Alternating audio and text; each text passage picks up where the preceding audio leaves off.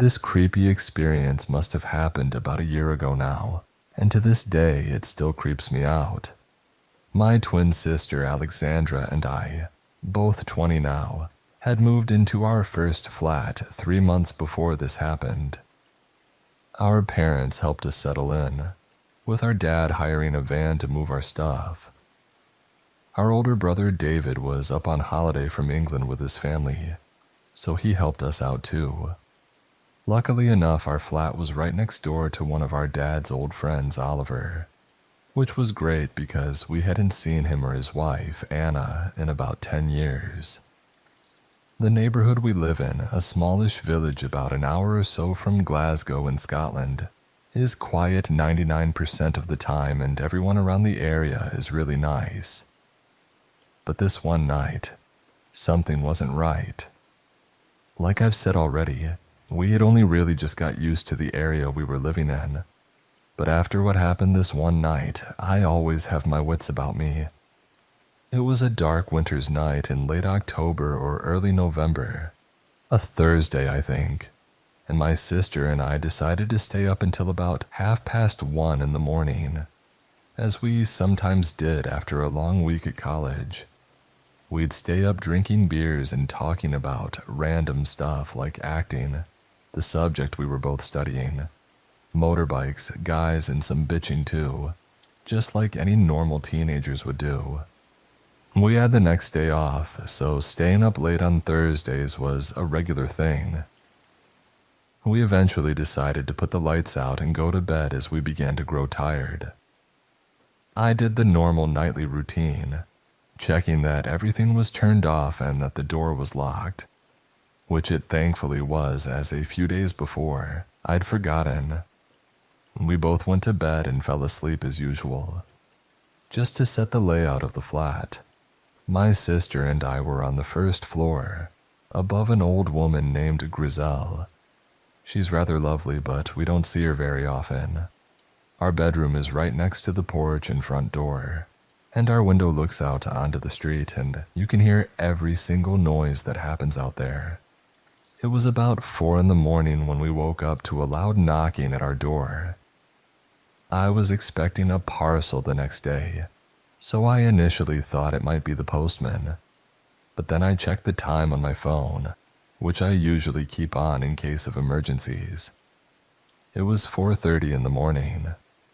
Still tired and disoriented, I realized it was far too dark to be around 10 a.m. when the postman usually came, even though the mornings were much darker now in winter. The banging on the door lasted for what felt like 20 minutes, but was probably closer to 10. My sister and I were too scared to move from our beds, only whispering quietly to each other to ignore the noise and try to get back to sleep. Neither of us were very comfortable about answering the door to a stranger knocking at an ungodly hour. I don't usually answer the door to strangers, or even pick up calls from mobile numbers I don't recognize. The banging stopped suddenly, and then I heard heavy footsteps descending the outside stairs, which ran along the wall near my head. Everything fell silent for a few minutes, so I tried to settle down, but my adrenaline was racing. I could feel my legs shaking. I was so on edge, thinking about whoever was out there. Then I saw the flashing of a torch through our bedroom window. It flashed at least 3 times.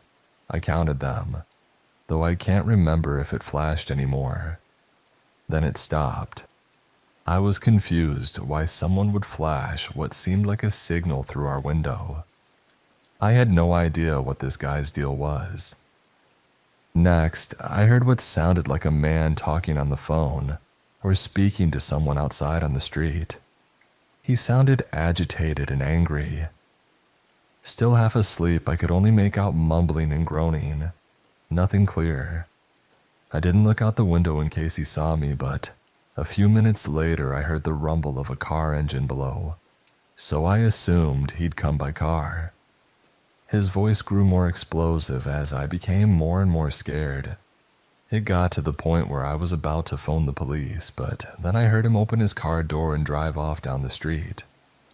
I don't know who the man was or what he wanted, but I didn't sleep at all that night. For the next few days, every single noise made me jump. I was terrified he would come back. After talking to my sister about it, she said she heard someone knocking on Grizel's door downstairs too.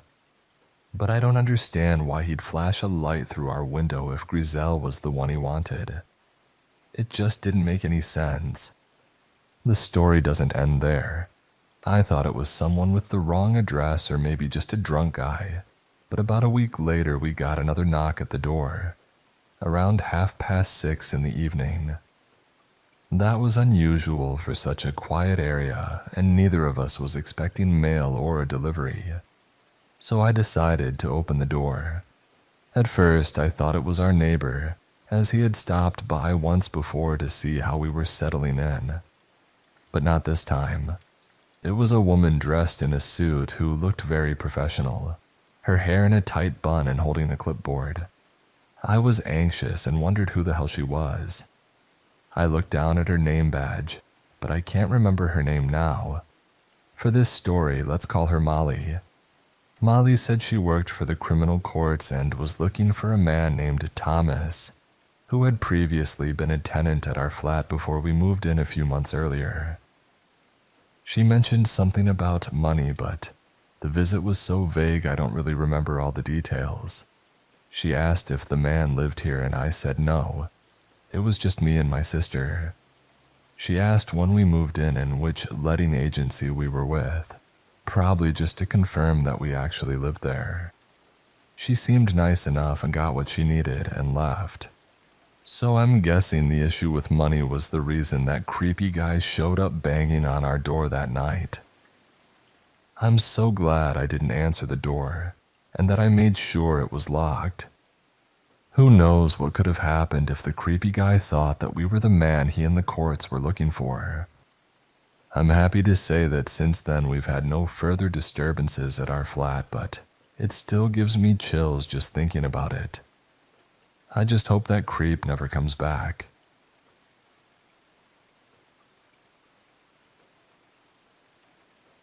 So, to preface, I'd like to say that this story is probably going to sound like the plot of a campy 1980s horror movie, and it's going to be long. However, this entire story is true. If it weren't for being 5 miles from cell reception, and the way the story ends, there would be a police report for a verification. I've changed names, locations, and some details to protect the privacy of the innocent. A buddy of mine and I try to camp twice a month now that I have a vehicle I can trust to get me to some of the more remote areas of our state. We planned a camping trip for the weekend of February 18th through February 20th, 2022. We chose a fairly remote location we had been to the previous weekend. That last time, we were the only people we'd seen within a mile of our camp spot. Friday night, we got there and set up. This story takes place Saturday night. It's about 9 p.m., so the sun is long gone and the moon hasn't quite risen yet. It's pitch black outside except for what our campfire lights up. Suddenly, we hear a man screaming. We listen intently, silently sharing an anxious look. At first, we're hoping it's just someone drunk and having a little too much fun, but it quickly becomes obvious this isn't fun party screaming. It isn't even like he's hurt. It sounds full of despair, anger, and anguish. It's 9 at night, pitch black in the middle of nowhere, 5 miles from the nearest cell phone signal. We hadn't seen another person in hours. The screaming continues for what feels like hours, but was probably about 5 solid minutes. We have no idea what to make of it, and start feeling extremely paranoid. We gather up anything remotely close to a weapon and try to come up with explanations for the screaming, while keeping our eyes on the forest around us. After about 15 tense minutes of fear-induced paranoia, I nearly fall out of my seat as I see a flashlight and a lantern slowly enter our camp. I greet the stranger with a simple, "How's it going?" before he even steps into the light of the fire. He responds quickly but flatly, asking if we can do him a favor. That depends on the favor, my buddy and I say in unison, obviously tense, weapons close at hand. The stranger asks if he can hang out for a second by the fire. Given that there are two of us and only one of him, and with our makeshift weapons within arm's reach, we decide to agree and let him sit for a bit. After a brief moment of awkward silence, I ask him what the hell is going on. He proceeds to tell us that he was camping down the trail with his buddy, and that his buddy had snapped and tried to kill him. Wait, what? I say before the thought even finishes processing in my head. Is that the screaming we heard earlier? The man slowly nods, staring blankly into the fire, and begins his story. We were just hanging out, man. We came up earlier today and my buddy just freaked out. He started screaming and just wouldn't stop. Then he attacked me. He lunged at me. I told him to back off and chill, but he kept coming after me. It got pretty violent, and I'm pretty sure he was going to kill me. So I grabbed my car keys and the lights and ran. I don't know what to do, man. He chased me when I ran. We don't have firearms or anything, but we do have a hatchet. My buddy and I look at each other completely astonished. Then something horrible dawns on me. Wait, he chased you like he's on his way here right now. The man just slowly nods. And right on cue, like some terrible horror movie come to life, we hear screaming from maybe 30 or 40 feet away, down on the main trail. I'd never in my life heard a man scream like that. It was a brutal, guttural sound, shrill to the ears yet deep in pitch, the sound of someone completely gone. The way he said this stranger's name switched erratically from long and sing-songy to short, violent bursts. We kill our lights, go dead silent, and listen. By some miracle, the madman doesn't notice our camp. He continues walking down the trail, screaming the whole way. We end up talking with who we'll call Gary for hours, listening to the screams get further and further away. Turns out they had each taken around 4.5 to 5 grams of magic mushrooms, and his buddy, who we'll call Ty, was fine for about 3.5 hours before suddenly snapping. It seemed like Ty thought he could kill Gary and steal his good trip. We hear the screams grow fainter and fainter for over 2 hours. By now it's 11 p.m. The moon is starting to rise and it's below 30 degrees Fahrenheit. Ty has no jacket or flashlight, according to Gary. My buddy and I are way too drunk to drive out of camp to get cell service, since it's snowy and icy, and you have to go 2 or 3 miles on the highway after leaving the trail. Gary's still lightly feeling the effects of weed and mushrooms, so he can't drive either. We have to make the decision to let the guy wander, hope he sobers up and finds his way back. And he does. Oh, he does, right into our camp. After about an hour of no screams, we suddenly hear yelling maybe 30 to 50 feet away again. Hey, help! Please help me, I'm lost. We can tell the man's walking through the woods toward us. We tell Gary to hide, just in case, and we go out to meet the man. I'm carrying my 12-gauge shotgun and my .40 caliber pistol holstered. My buddy's carrying his AK-style rifle and his 2 9mm Glocks. Our flashlights are on their brightest settings, shining right in the man's face. He's about 6'2" or 6'3" and around 300 pounds. We talk to him for a bit, decide he's calm enough to walk with, and lead him back to his camp. He seems remorseful, says he blacked out and doesn't remember anything, that he had a falling out with his buddy. We escort him back down the trail, return and tell Gary that Ty seems calm now. We tell him if anything else happens to scream and come running. We'll be ready. It ends up being a happy ending. We make friends with Gary and I get his number to make sure he got home safe the next day, back to his wife and kid. We're actually planning another camping trip with him soon. But Ty, the man who wandered, is screaming like a deranged maniac through the forest, potentially wielding a hatchet. ready to kill his friend to steal his good trip. For the love of God, let's not meet again.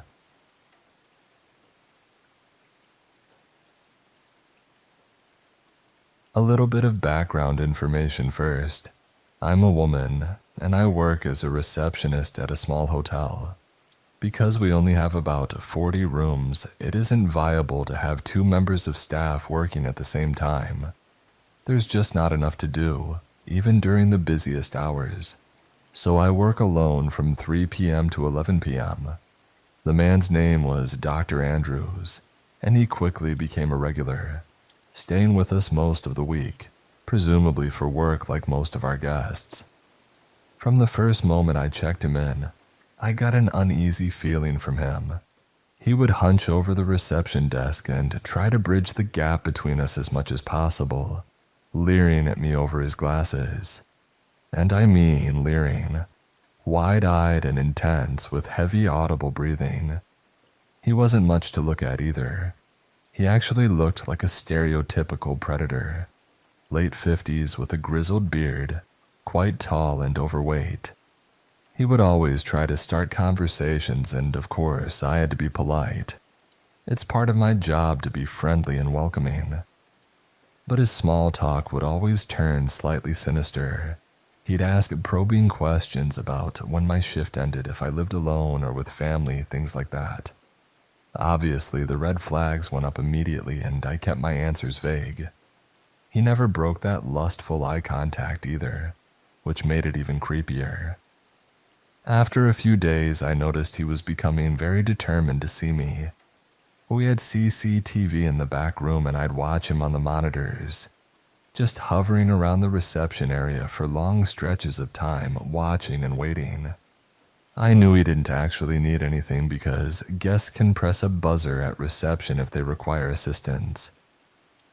The few times I purposely went out there, he'd act casual, like he was just passing through, pretending he hadn't been standing there for minutes. Soon, though, he started asking me out on dates and asking for my number. I felt incredibly uncomfortable and firmly told him that I don't give out my contact information, nor do I go on dates with people I don't know, especially guests. I wanted to tell him off properly, to tell him he was old enough to be my father and had no business harassing younger women. But it wasn't worth risking my job. He didn't take the rejection well, and I didn't see him again for the rest of the evening, until about 10 p.m. I was preparing the banking sheets and other end-of-shift paperwork when I caught a glimpse of him on the CCTV. To my surprise, he pressed the buzzer. I went out to see what he wanted, and he told me he'd locked his key inside his room. That wasn't a strange request. Lots of guests do it, especially since our old hotel still uses traditional keys instead of key cards. I went straight to the spare key cabinet, but a few were missing. And of course, one of those missing keys was the spare for his room. I felt uneasy, but told him I'd unlock it with the master key, which we're required to keep on us at all times. As he followed me down the corridor, I could feel how close he was behind me. I knew exactly what kind of view he was getting, and I tried to ignore his disgusting, peevish behavior. When we reached his door, I avoided looking at him, focusing on unlocking it. But then I felt slight pressure on my back, like he was pushing me into the door. My brain barely had time to register what was happening before another guest, Mike, came through the doors. He was a regular and knew me well. Mike noticed something was off immediately and shouted at Dr. Andrews. I turned to look, and sure enough, Andrews had his arm braced against the door frame behind me, blocking my exit. He quickly pulled it away, mumbled something, and scrambled into his room. My heart was pounding as I walked over to Mike, who asked if I was okay. We went back to reception together, and he told me it looked like Andrews was about to push me into that room. He was right. The man had blocked my exit with his arm, and being such a big guy, he could have easily overpowered me. The thing that really stuck with me was the fact that Andrews didn't come back out of his room. If you've locked your key inside, you're clearly on your way out somewhere. It was obvious. He'd planned the whole thing just to get me into that room. That thought still makes my skin crawl. He never checked in again. Dr. Andrews, let's never meet again.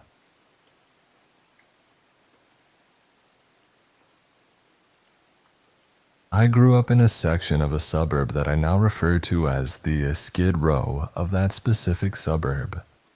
It was by the lake, an amusement park, several bars and restaurants, a mini golf course, and close to a huge park.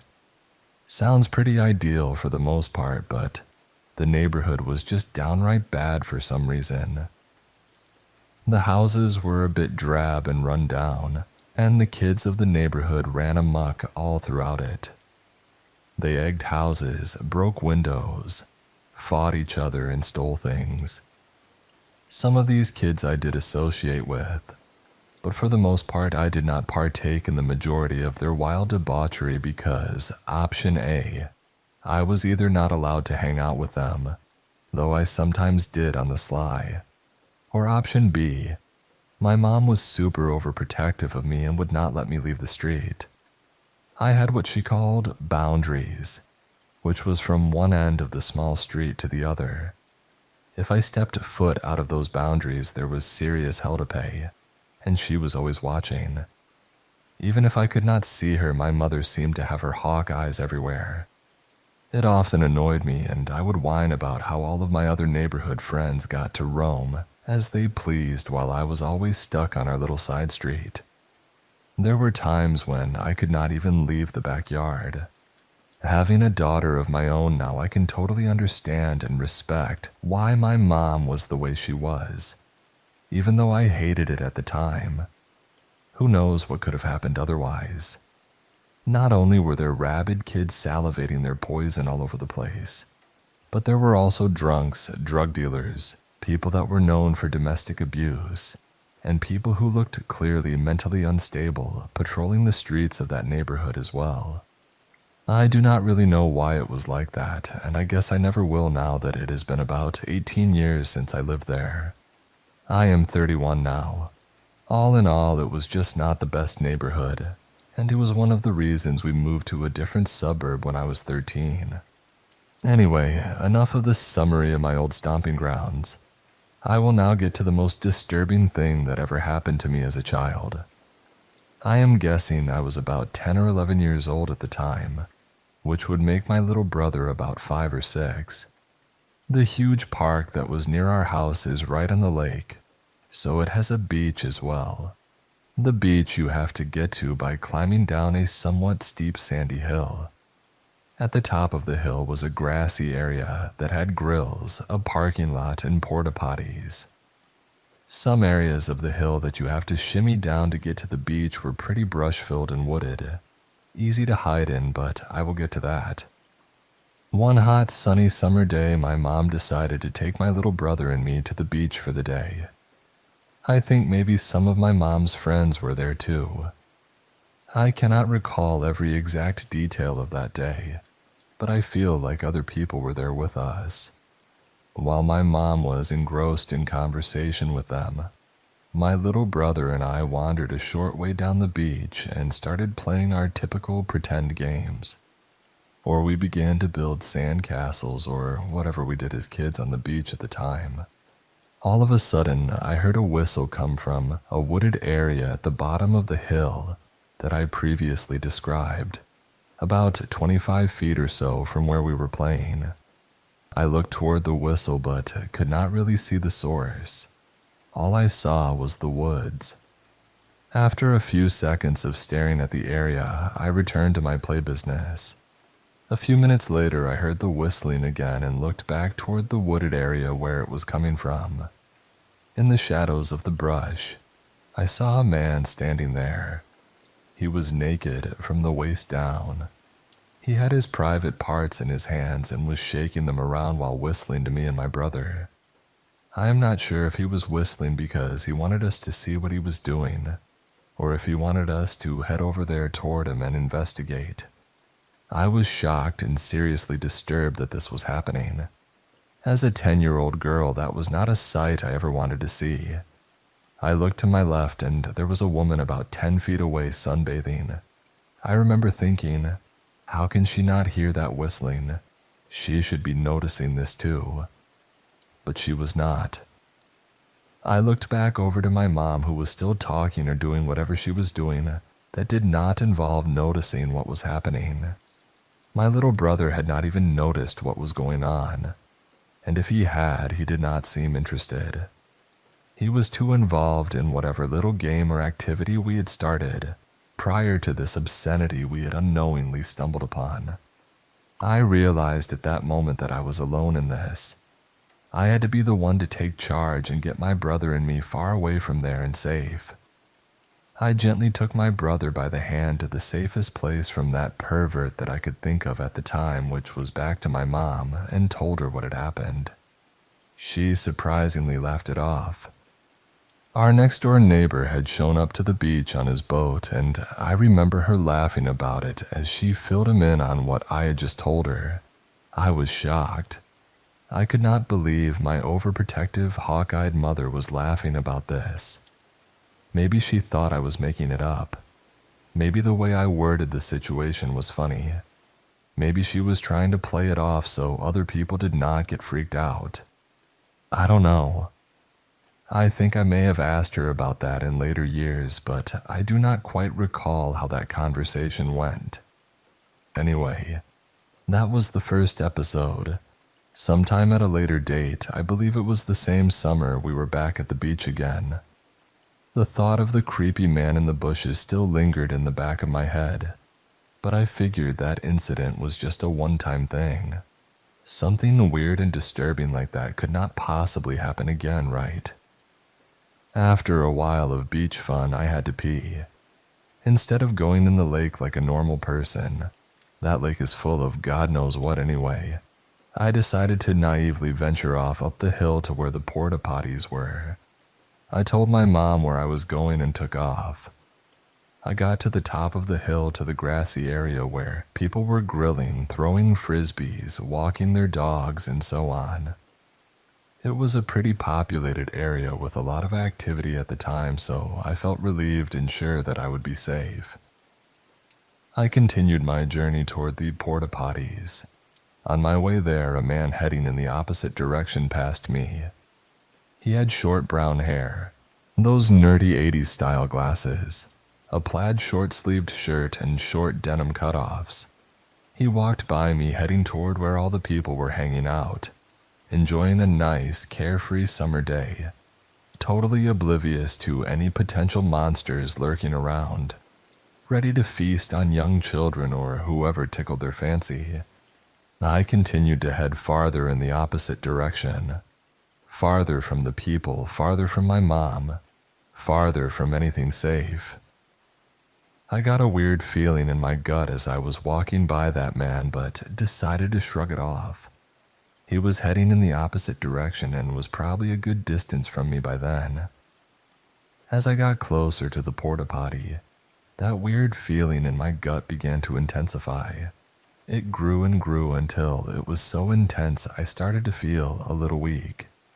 My legs felt like jello, and I got this weird sense of foreboding that felt like it came from a knot in my stomach. I kept going. I was just about to open the door and head in when I happened to glance toward the wooded area behind the porta potty I was about to enter. I felt my heart drop to my stomach as I realized that the man was there. He had actually turned around sometime after our paths crossed and followed me. He was now creeping in the bushes, staring at me, following my every move, just waiting for me to be alone in there, to be closed in, away from everybody and everything that was safe. If I had not noticed him, there most likely would have been a monster waiting outside the door of that portable bathroom ready to strike. I could see a newspaper headline flash in my head. Girl gets abducted from beach porta potty. It sounds a bit silly, I know, but it would have been 100% true if that had been his plan. I instantly turned and ran. I ran as fast as my jello legs could go, and kept running until I got back to my mom. I told her what had happened, and this time she believed me and hugged me close. I was positive it was the same man that I had seen by where my little brother and I were playing that one day. The man in those awful, godforsaken bushes. My gut just felt it.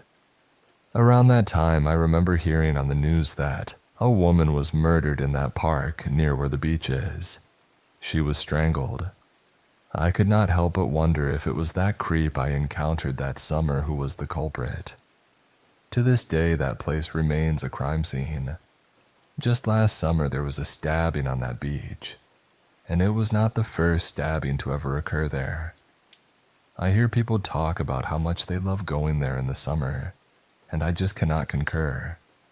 It is amazing how such a potentially beautiful place will always be the root of disturbing memories that take up residence in a dark part of my mind. As I mentioned before, I have a daughter of my own now, and one of the things I try to subtly teach her, without freaking her out too much, is that there are real monsters in this world.